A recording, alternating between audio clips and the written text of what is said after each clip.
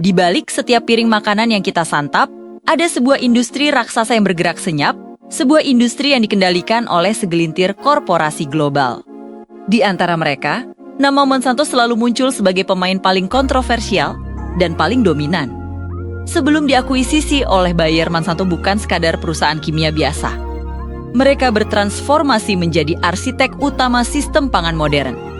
Sebuah raksasa bioteknologi yang strateginya dianggap jenius oleh sebagian pihak, namun tirani oleh para petani di seluruh dunia. Lantas, bagaimana Monsanto berhasil menguasai pasar benih global, mengubah cara kita bertani, dan pada akhirnya menentukan apa yang kita makan? Jawabannya terletak pada 6 strategi terencana yang menggabungkan inovasi ilmiah yang cerdas dengan kekuatan hukum dan penetrasi pasar yang sangat agresif. Strategi pertama dan yang paling mendasar adalah inovasi benih transgenik atau GMO. Monsanto adalah pelopor pengembangan benih yang dimodifikasi secara genetik. Produk unggulan mereka yang mengubah permainan adalah benih Roundup D. Benih ini, entah itu kedelai, jagung, atau kapas, telah direkayasa agar tahan terhadap herbisida buatan mereka sendiri, yaitu Roundup, yang berbahan aktif glifosat. Dampaknya sangat luar biasa. Petani yang menggunakan benih Roundup Ready dapat menyemprotkan Roundup ke seluruh lahan mereka. Gulma akan mati, sementara tanaman panen tetap tumbuh subur. Ini menciptakan sebuah ekosistem keterikatan. Petani harus membeli benih Monsanto, dan pada saat yang sama, mereka juga harus membeli pestisida Monsanto. Mereka terikat dalam sebuah lingkaran ekonomi yang tertutup. Strategi kedua adalah benteng hukum, hak paten dan kepemilikan intelektual.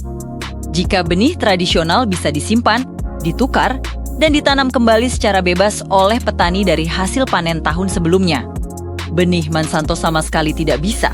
Benih mereka dilindungi oleh hak paten yang sangat ketat. Ketika seorang petani membeli benih Monsanto, mereka harus menandatangani kontrak yang secara eksplisit melarang penyimpanan benih dari hasil panen. Untuk musim tanam berikutnya, mereka wajib membeli benih baru setiap tahun.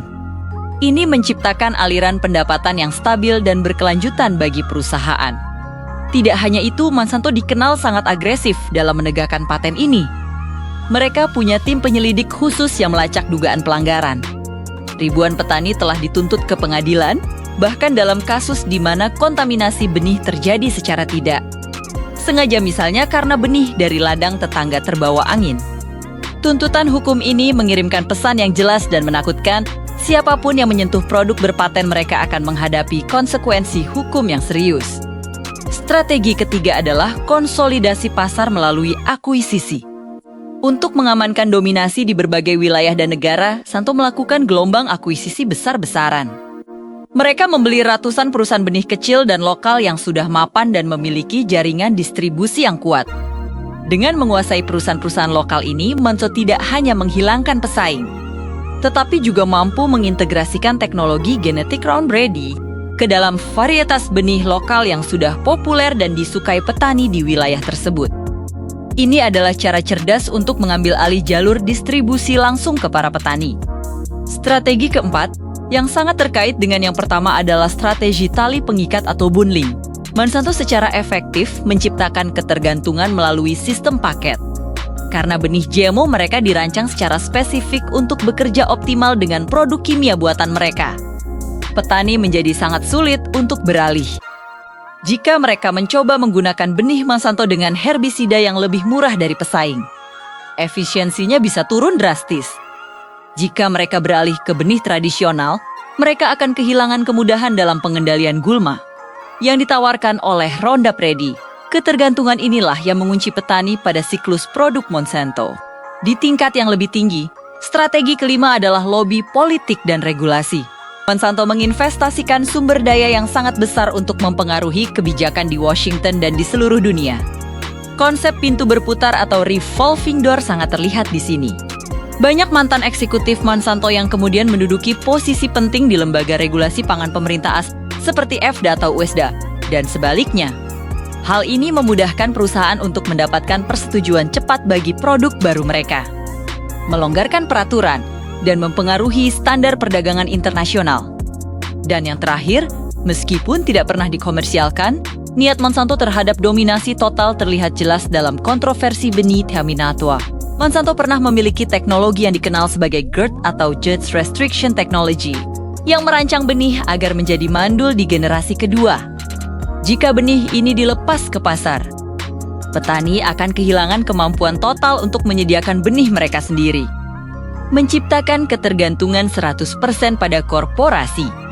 Walaupun tekanan publik berhasil menghentikan komersialisasinya, keberadaan teknologi ini mengungkapkan ambisi mutlak mereka untuk mengontrol benih.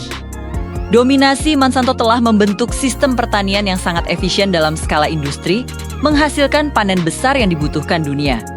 Namun, biaya dari dominasi ini sangatlah tinggi. Strategi ini telah memicu hilangnya keanekaragaman hayati karena sistem pertanian beralih ke monokultur benih yang sama. Petani kecil semakin tercekik oleh ketergantungan ekonomi dan risiko litigasi. Dan yang paling mengkhawatirkan, meningkatnya penggunaan glifosat yang terkait.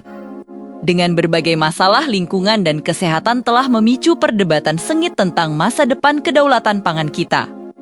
Pada akhirnya, strategi Monsanto mengajukan sebuah pertanyaan mendasar, siapa yang seharusnya mengontrol sumber kehidupan kita, korporasi raksasa, atau tangan para petani?